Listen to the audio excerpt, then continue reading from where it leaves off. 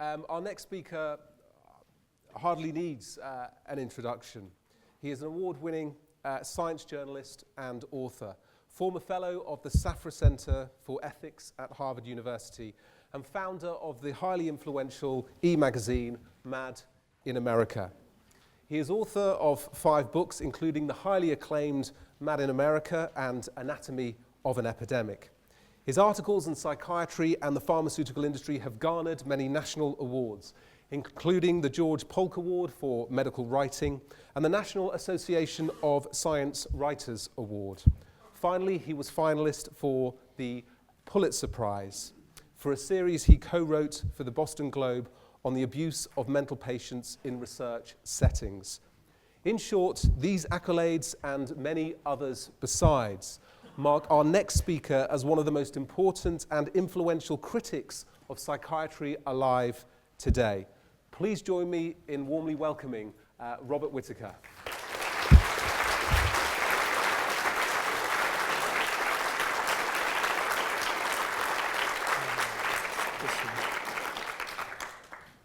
Well, first of all, I have to say it's both a great honor to be here and a bit humbling.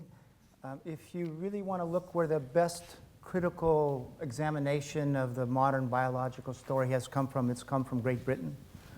There's many people here. The Critical Psychiatry Network has been a leader in deconstructing the story. I went to school on so many of the people here.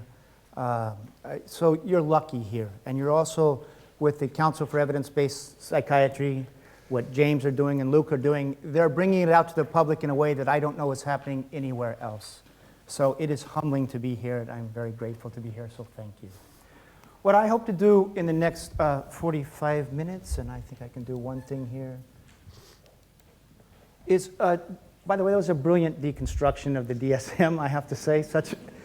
It shows the ludicrous nature of it. I mean, it's just really well done. It was really brilliant.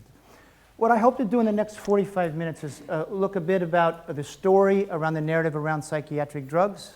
What is the common narrative? And then really give you a counter-narrative, and hopefully in this 45 minutes even get a bit of a sense of how we can think about this question of whether psychiatric drugs do more harm than good or not, and look what science, how can we review the scientific literature to gain some insight into that question. So what's the common wisdom?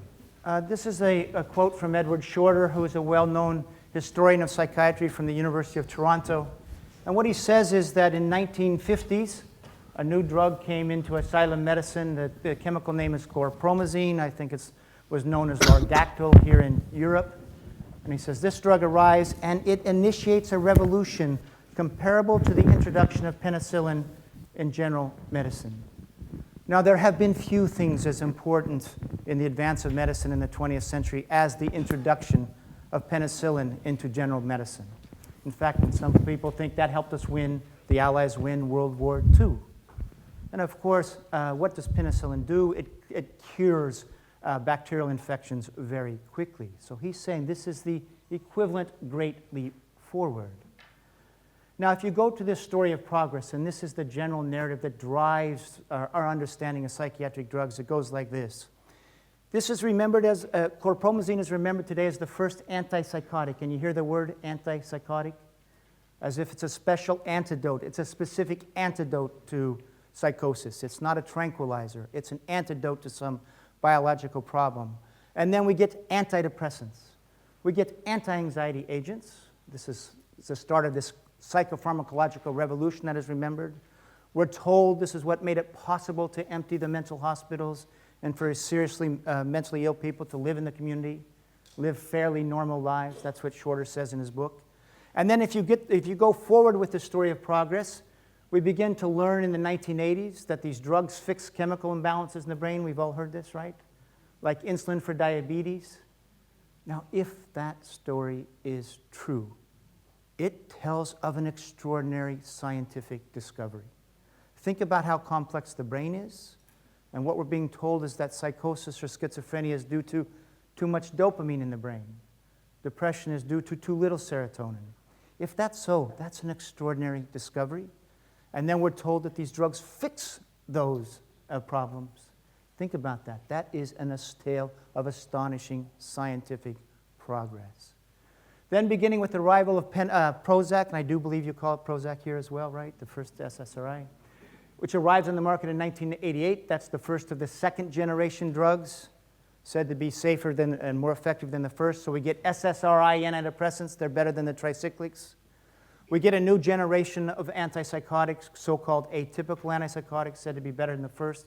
You see this story up, this ladder of medical progress. It fits into that larger narrative. And in 1998, our U.S. Surgeon General, David Satcher, he wrote a 400-page report on mental health, and here's what he says.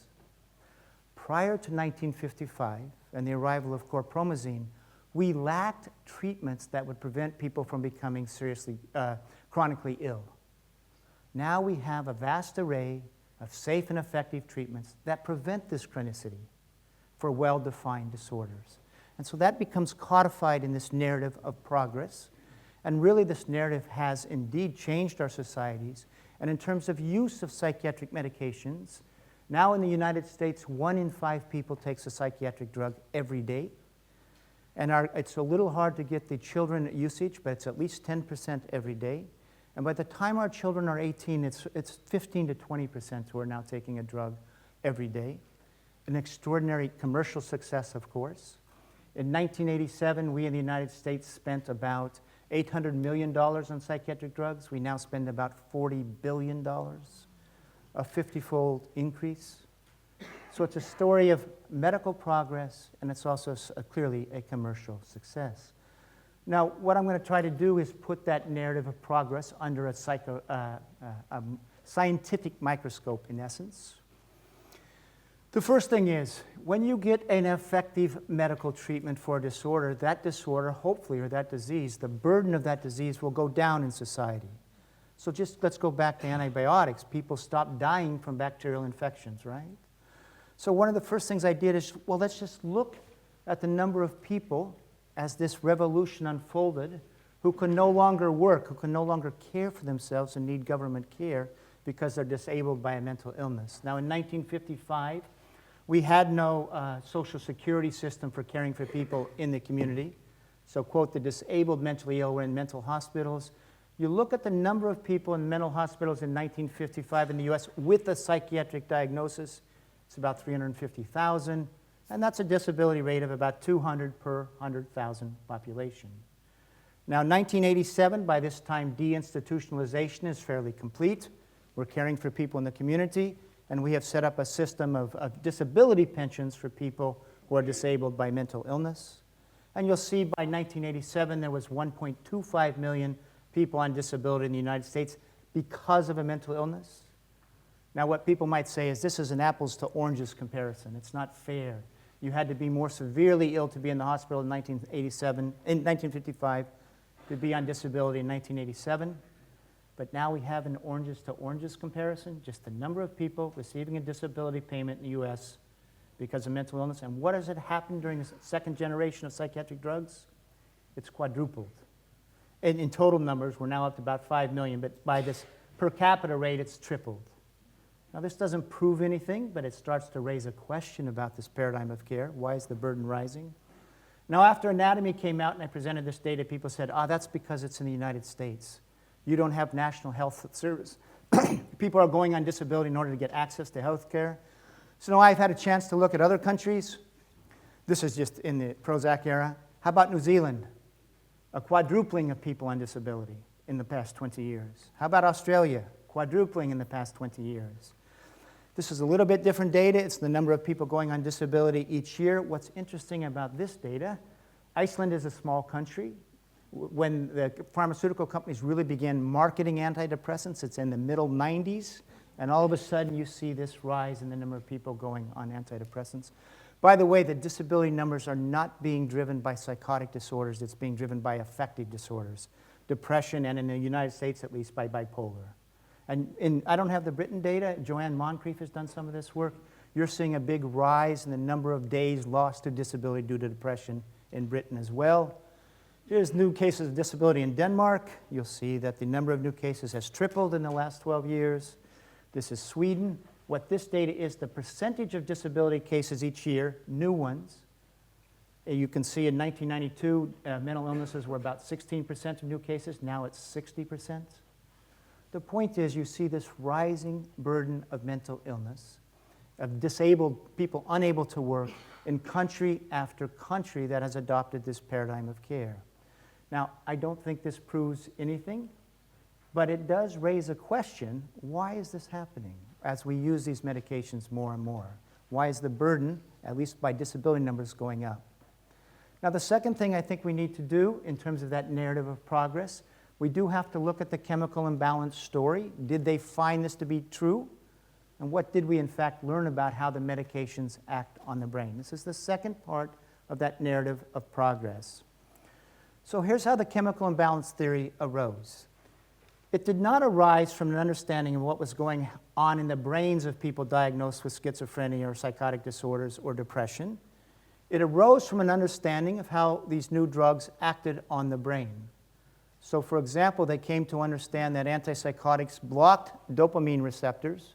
In other words, they diminished or thwarted the passage of messages along dopaminergic pathways. So they said if we're lowering dopamine in these people, maybe schizophrenia is due to too much dopamine. It's a hypothesis. And the same thing with the antidepressants, the first generation of monoamine oxidase inhibitors and tricyclics. They came to understand they kept serotonin, these monoamines, longer in the synaptic cleft, that space between neurons. So they're upping that activity. So they hypothesized maybe the problem is low monoamine activity. So the hypothesis arises from understanding the mechanism of action of the drugs. Now they have to investigate this in the 70s and all. They have to see, do people with depression, for example, do they have low serotonin before they go on the drug? Now the NIMH, which is our premier agency for investigating mental health disorders, begins to do a study in the late 70s, early 80s. And I'm just going to give you the conclusions here. 1984. Elevations or decrements in the functioning of serotonergic systems per se are not likely to be associated with depression. You can read the next one. Who's Stephen? And so this theory actually begins falling apart the minute they begin investigating it. Prozac is brought to market in '88. It's really marketed as a drug that fixes the serotonergic system. There's a lot more investigations into the serotonergic system, and what do they find? They just don't find it. Who's Stephen Stahl? He's a pretty famous, he believes in biological psychiatry. This is not a critic. He wrote a textbook in 2000. What does he say after 20 years of this investigation of the theory? There is no clear and convincing evidence that monoamine, serotonin is a monoamine, deficiency accounts for depression. That is, there is no real deficit. Go forward. The schizophrenia story is a bit more complicated. There's still some people looking to see if there's some problems, transitory problems with the dopaminergic system. But they look to see, is overactivity a characteristic thing to be found in people before, is there a lesion in that system before they go on drugs? Who is Stephen Hyman? He's a former director of the NIMH. He's a neuroscientist at Harvard. What does he write in 2002? There is no compelling evidence that a lesion in the dopamine system is a primary cause of schizophrenia. Next, Kenneth Kendler. He's a big researcher in this whole chemical imbalance theory, and in 2005 he summed up this long history, and what does he say? We have hunted for big, simple neurochemical explanations for psychiatric disorders, and we have not found them. And this is my favorite quote now. Now what is happening, at least among American psychiatry, since this chemical imbalance theory has collapsed, we have many psychiatrists saying, we never said that. He's the editor-in-chief, former editor-in-chief of Psychiatric Times, and you'll see what he says. In truth, the chemical imbalance notion was always a kind of urban legend, never a theory seriously propounded by well-informed psychiatrists. You can still go on websites today run by the American Psychiatric Association or patient advocacy groups where they have scientific advisory boards where you can read that antidepressants fix a known chemical imbalance in the brain. A small story. I was giving a grand rounds at Massachusetts General Hospital, which it's associated with Harvard, leading psychiatric department in the country. So I was giving a talk, and then they had someone to respond, and the person says, you know, you made us look bad in your book by pretending that we told about that we believed in chemical imbalances. And the guy says, we've known that's been outdated. That's an outdated theory. For 25 years, we gave that up. So I said to him, you know what? You're right. It did fall apart scientifically 25 years ago, but I'm pretty sure you failed to communicate that to the American public. Because if you ask a group of people who've been diagnosed in the United States, how many of you were told you had a chemical imbalance, every hand in the room goes up. And something like 87% of Americans now know that low serotonin causes depression. So now we have to ask, if they're not fixing a chemical imbalance, what happens to the brain when you go on the drug? And you can read a paper by Stephen Hyman, written in 1996, and he says this: these drugs perturb normal systems. Now, the brain, being a very neuroplastic organ, in response to that perturbation is going to try to compensate for this perturbation. And in this compensation, it's trying to maintain normal functioning. What the researchers will say, it's trying to maintain a homeostatic equilibrium. And look what he concludes. The chronic administration of these drugs cause substantial and long-lasting alterations in neural function. After a few weeks, the person's brain is now functioning in a manner that is, quote, qualitatively as well as quantitatively different from the normal state. So we have over here in the conventional narrative a story of drugs that fix an abnormality. We go in the scientific literature, and what we found is no known pathology. That doesn't mean there may not be a pathology in some people, but we don't know what it is. And we find that the drugs actually create abnormalities. And here's just a quick look at how this is done. So how do neurons communicate in the brain? You have a presynaptic neuron that releases a neurotransmitter, a molecule like serotonin or dopamine, into the tiny gap between neurons, which we call the synaptic cleft. Then that molecule binds with receptors on the receiving neuron, which we call the postsynaptic neuron.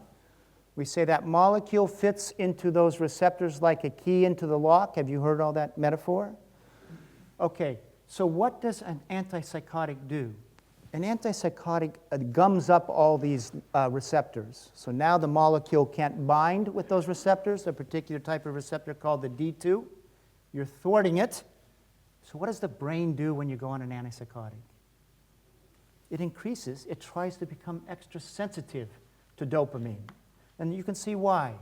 The drug is acting as a brake, so what does your brain do? It tries to put down the accelerator, okay? You can see why. And that's going to be a sort of a universal understanding of drugs. You go on an antidepressant. It ups serotonergic activity. It's acting as an accelerator. What's your brain going to do? It's going to dial down its serotonergic receptors. The presynaptic neurons are going to put out less serotonin for a brief period of time. That compensatory adaptation may break down, but then the receiving neurons are actually going to decrease their density of serotonergic receptors. So here's the irony. Investigators did not find that chemical imbalances are known causes of mental disorders. But after you go on a drug, you actually end up physiologically with the very abnormality hypothesized to cause the problem in the first place. So, for example, it was hypothesized that maybe the problem with schizophrenia was too many dopamine receptors. Prior to going on the drug, you don't have too many dopamine receptors. But after you do, you end up with 50 to 100% more than normal. And same thing, depression was hypothesized to be due to low serotonin. Before you go on the drug, you don't have that physiologically, but after you go on the drug, you do. Okay? Now, I'm just going to show you, this is sort of jumping ahead of the story. But as people have started to look at the chronic course of mental disorders, they're now going back to this idea. Maybe the problem is that the drugs induce a change over the long term, this oppositional tolerance, the opposite of what is originally intended. Okay, it's becoming sort of a universal concern. And this person, well-known mood disorders person who used to work for Eli Lilly, so this is not a critic, okay? Continued drug treatment may induce processes that are the opposite of what the medication originally produced. This may cause a worsening of the illness, continue for a period of time after discontinuing the medication, and may not be reversible. Now, one of the things that you've heard here, and Luke has spoken about, your story is public, so I think it's okay, is these protracted withdrawal symptoms. say from benzodiazepines. And this might be the mechanism for explaining it, is that your brain's not renormalizing, okay? Which tells you that going on a drug in the first place can be a profound thing to do. Oh, and I have to caution here. This is not meant to be a medical advice talk. It's just looking at, in a big picture, what is science telling us about? And it's a way for society to have an informed discussion. But it shouldn't be taken for advice for anybody on an individual level. Okay, now the last thing I'll do here is we'll look at the evidence base for the use of antipsychotics, short-term and then long-term. Why antipsychotics? Antipsychotics are at the heart of the story, the narrative of progress. These are the drugs that made it possible to empty the asylums. They're the best studied class of drugs. They're also the class of drugs that are seen as beyond doubt. We know these drugs help people long term. We know they're essential. At least in the United States, not only are you supposed to take them forever, to not give them forever is seen as bad medicine, negligent medicine. So if any class of drugs should have a clear story in the scientific literature that they provide a long-term benefit, it should be this class of drugs. So as you can see, I'm a journalist. I'm not a medical expert. I'm not an academic, actually. I'm just a journalist. So what is my first, if I'm going to raise this question, how do medications affect people long term? What's my first responsibility is to find out what is the evidence base for this class of drugs. And it's three parts. One, people come into emergency rooms. They did studies in the 50s and 60s. Half are put on drug, half are put on placebo. The drug group has a greater diminishment of psychotic symptoms over 6 weeks than the placebo group. Now, as Peter may say, there are flaws with these studies, but I don't want to get into this right now. So that becomes the evidence for short-term use, okay? They diminish psychotic symptoms better than placebo over the short term. Now imagine you're a doctor in the 50s and 60s. You have patients on these drugs. What's your next question? How long should I use them, right? I've got them on. Now how long? So they ran studies designed like this. They took that subset of people who were good responders to the drugs, and it has to be the good responders because you need people who are the symptoms under control. Half are going to be maintained on the drug. Half are going to be withdrawn abruptly from the drug. And with great regularity, this group that was withdrawn from the drug relapsed at a higher rate. So researchers said, see, you take away the drug and the disease returns. Staying on the drug reduces the long-term risk of relapse. And that today is still cited as the evidence for maintaining people on drugs is the relapse studies. Now the third bit of evidence I think actually is clinical experience. You're a doctor. A person comes into the emergency room. You give them the drug. The symptoms abate. You see it works, right? Then you discharge the patient. That patient says, I hate these drugs. I throw them away. And then they show up back at your emergency room. So what do you see? You see that the person needs the drug. That's what you see, okay? In some ways, I think this is the most powerful bit of evidence base. Okay, next, is there anything missing from this evidence base of relapse studies? And what you find this, first of all, do the relapse studies tell you anything about how people are functioning long term? Are they socializing? Are they working? There's no functional element, right? What the relapse studies tell you is don't go off your drugs abruptly. That's true. But they're not telling us how people are functioning long term. That's one. Second, you see the flaw in the design of the studies, right?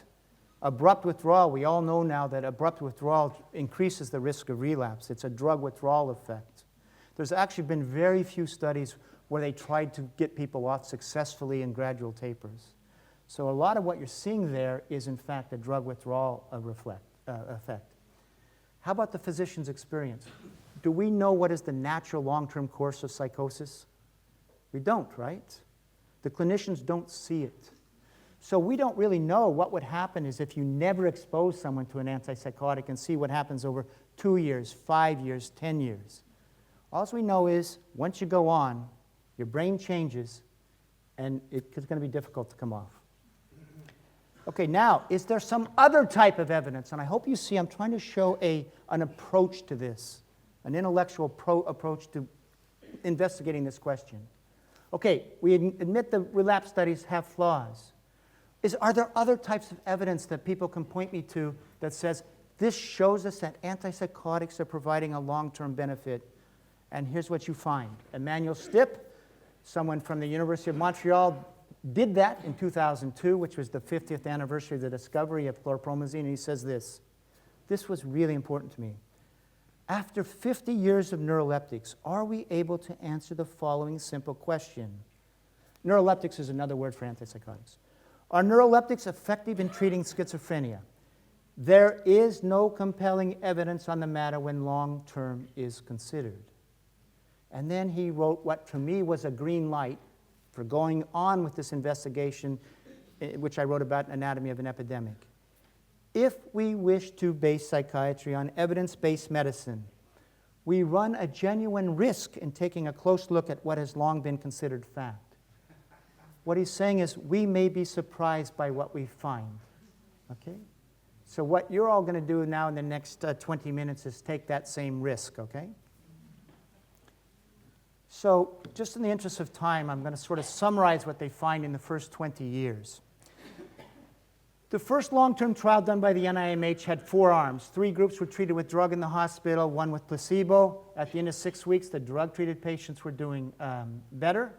Still a key trial cited. In fact, it's after this trial where people start calling these drugs antipsychotics instead of major tranquilizers, okay? But many placebo patients get better. They're discharged. Now, what nobody cites is the 1-year results. Because at the end of 1 year, there was an oddity. The drug-treated patients had higher rehospitalization rates. So at this very beginning of the research literature, there's a hint of a paradox. Could drugs that are effective over the short term, could be they increasing the risk of relapse over the long term? Just a hint. Okay. Then we get a retrospective study done by Sanford Bachhoven at Boston Psychopathic Hospital. He has 5-year data for people treated in 1947 with psychological therapies. This is before the arrival of the antipsychotics. He's going to compare them to a matched group of patients treated with psychological care in 1967 and the drugs. And what does he find? He makes 2 findings. 1, the relapse rate is higher in the modern group, and the functioning is much less. They're much more socially dependent. They're much less likely to be working. So he says if we want to worry about long-term functioning, maybe we need to rethink this. Then because of this, there's one other thing. Clinicians. What are clinicians saying when these drugs are introduced? If you listen carefully, here's what they say. Boy, my patients are getting better faster, but boy, are they coming back to the hospital in droves. That was their clinical experience. And they even invented a term. You've heard the term revolving door syndrome? It comes from this time.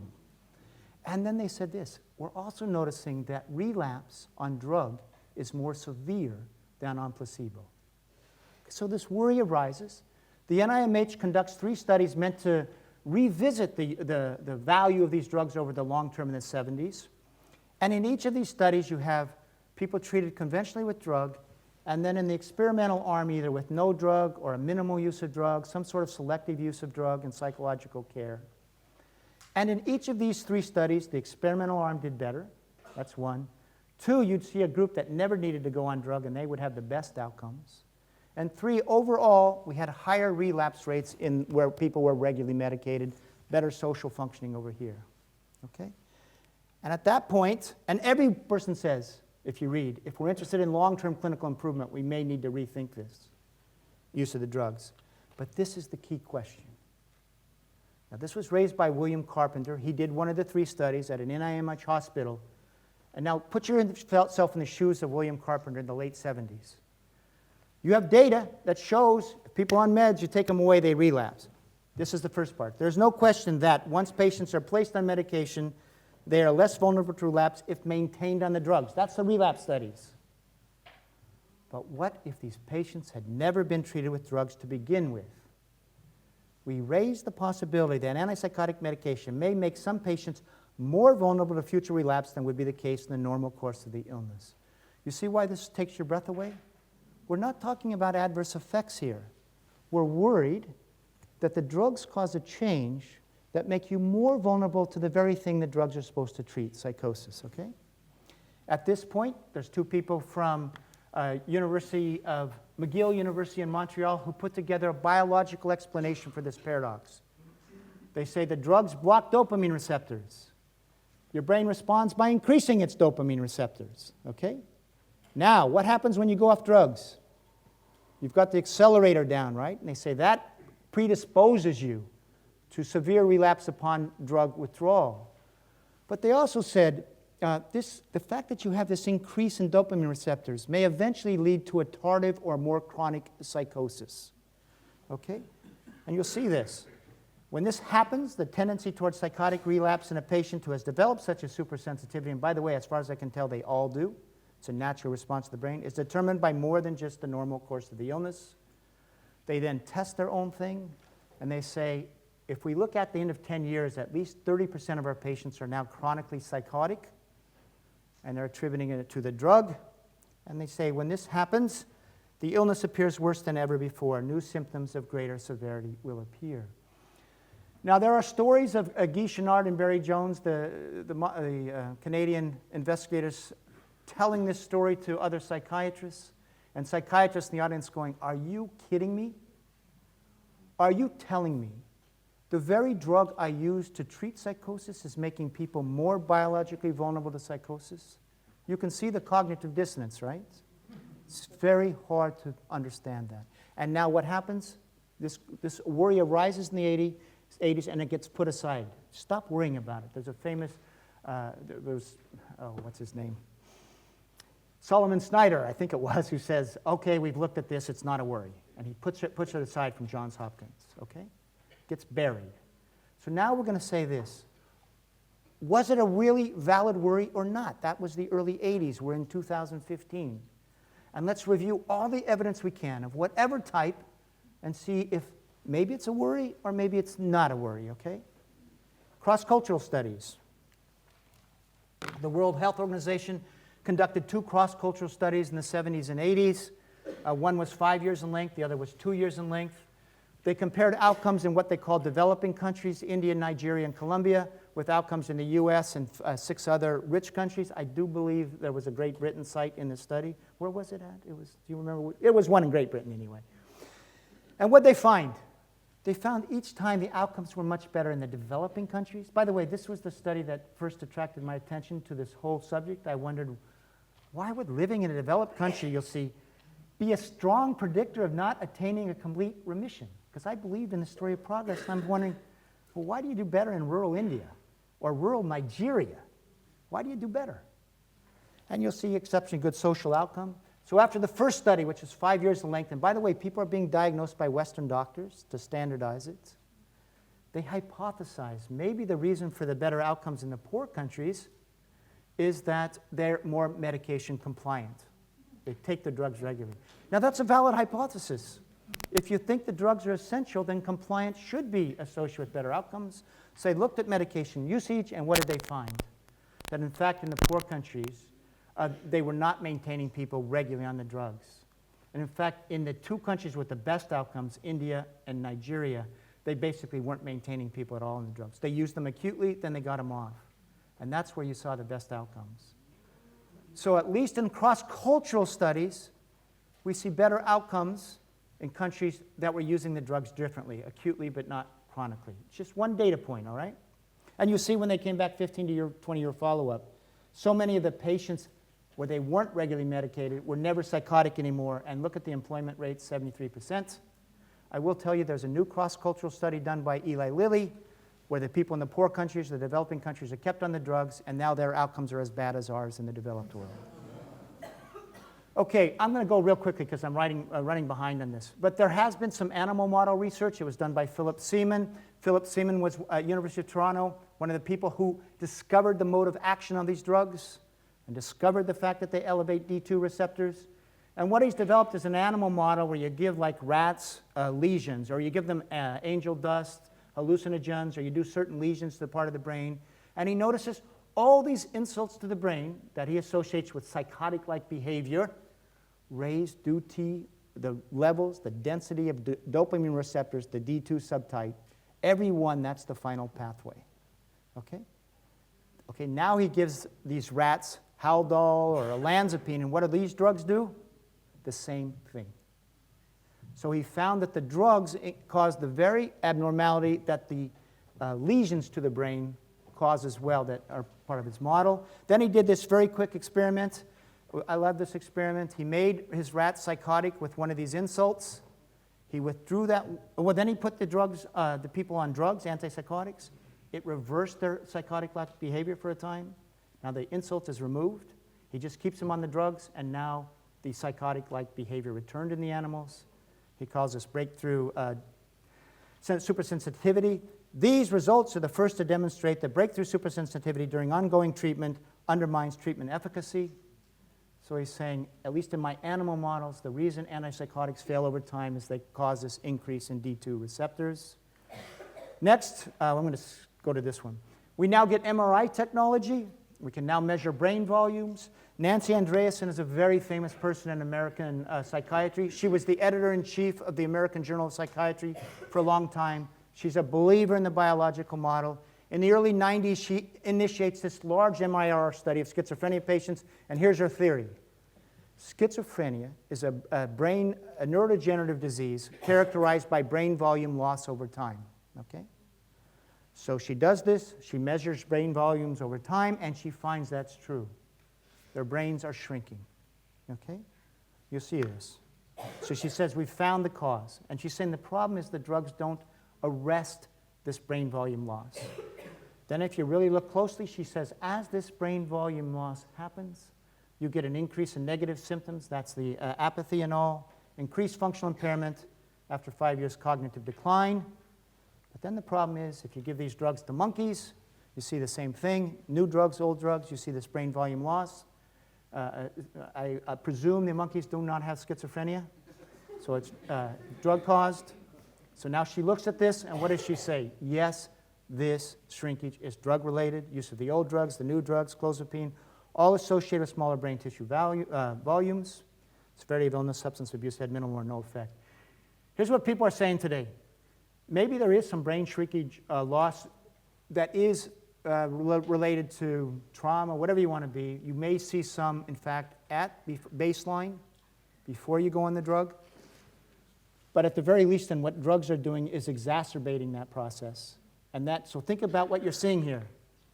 Drug comes in, causes a morphological change, and as that morphological change happens, you're getting worse negative symptoms and greater cognitive impairment. That's really a pretty clear model of an iatrogenic effect. You'll just see here, causes the prefrontal cortex to slowly atrophy. This is Nancy Andreasen. So you see the data points we're adding, cross-cultural studies, animal models. Now we have an MRI technology. There's more evidence on this. I'm just going fast. Germans just reviewed this body of literature. Said there's great evidence for this.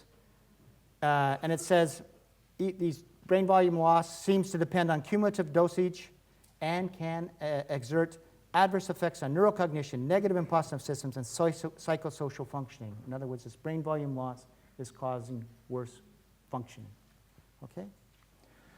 This is the best prospective long-term study we have. It's done by Martin Harrow, a psychologist at the University of Illinois, along with a psychiatrist named Thomas Job.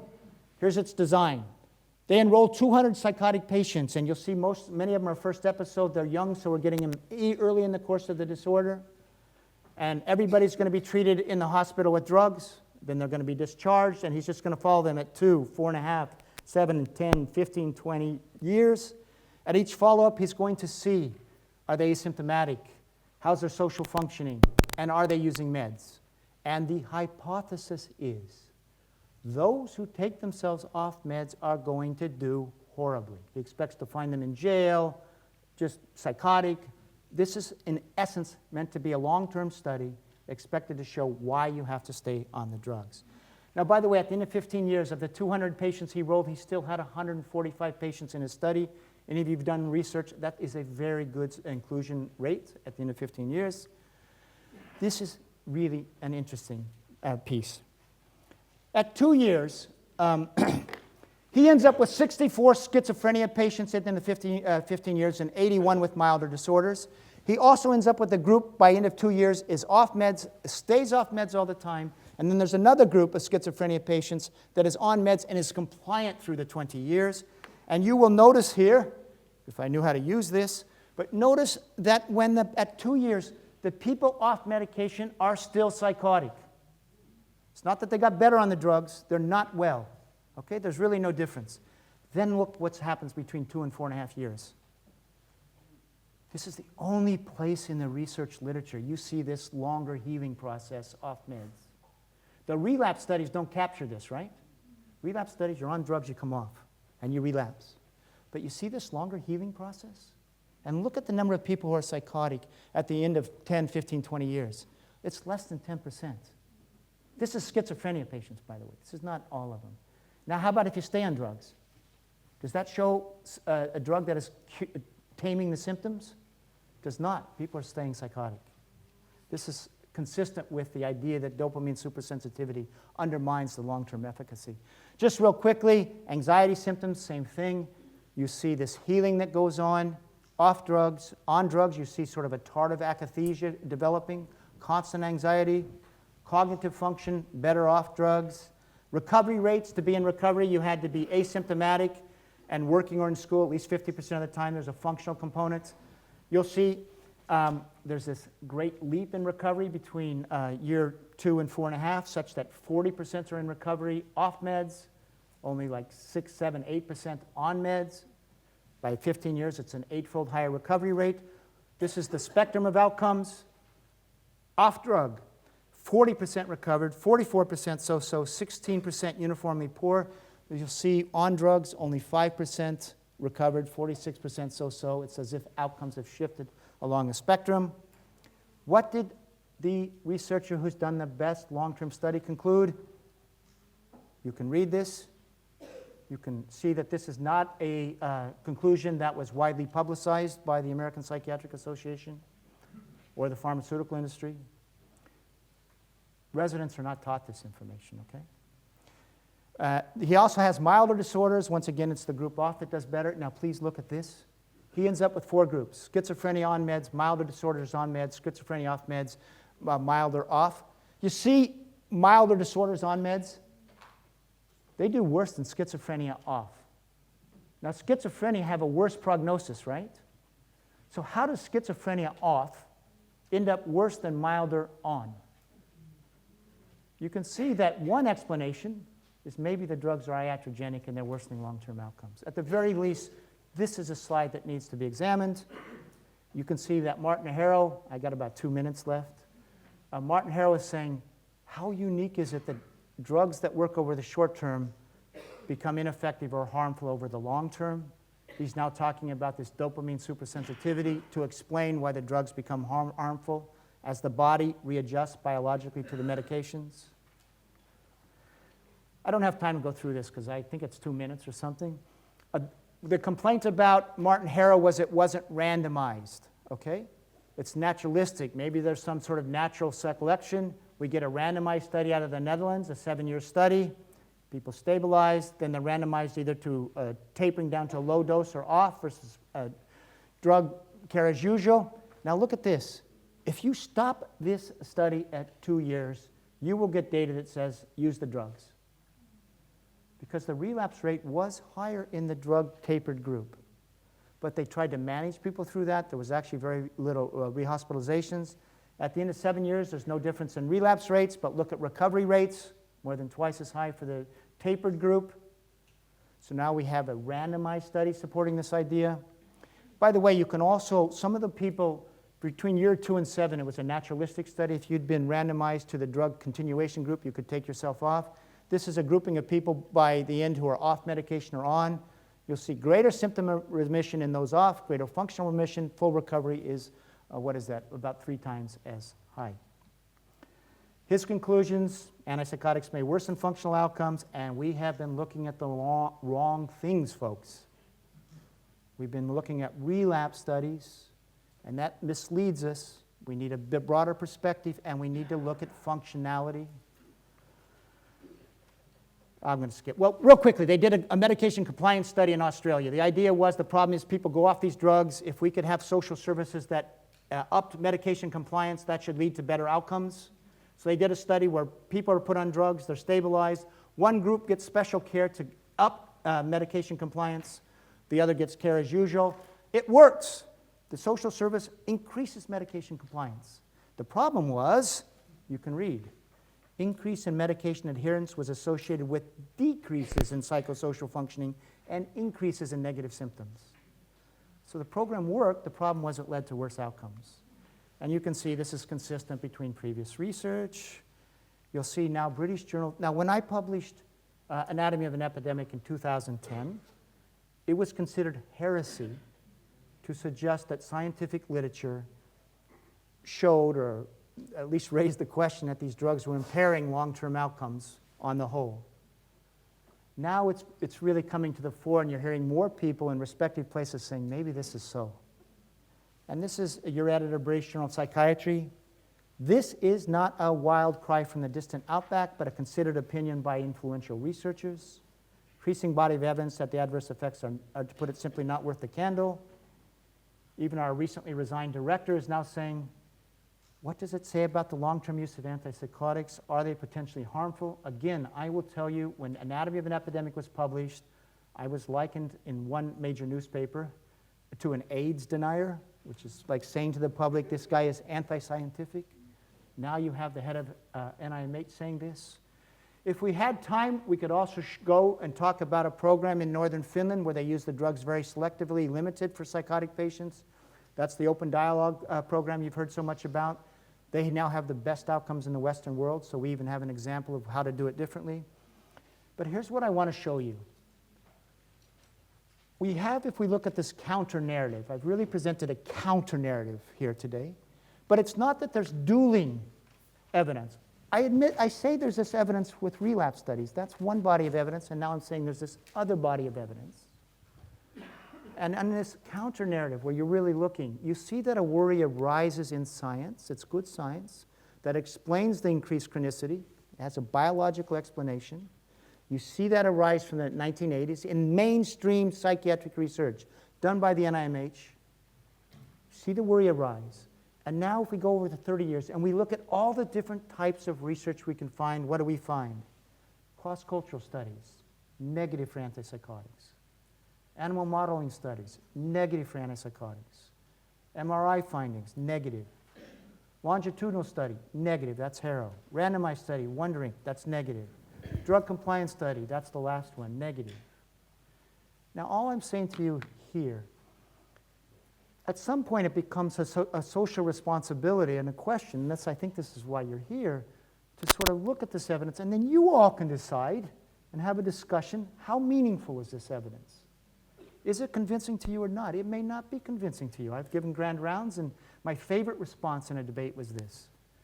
Group of psychiatrists. I presented basically this data. And finally, this was the response from one of the head psychiatrists. He says, I'm so sick of evidence-based medicine. He did. And what he says is, I know these drugs work. I see them work every day.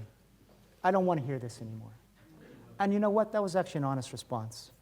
In a sense, that's what his world is. So anyway, what I hope you see in this last, I've gone over 5 minutes here, is at the very least, there's a body of information out there that needs to be known, both in the psychiatric community and larger, and we need to discuss this.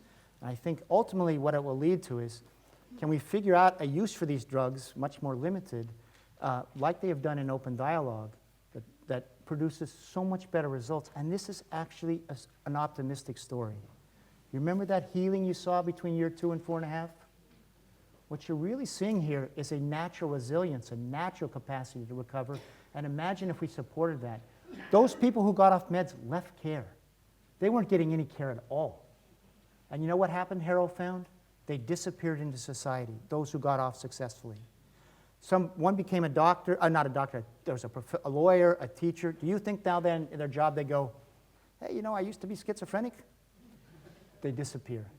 And what we're really seeing here in this is a possibility of having much greater improved outcomes. So thank you.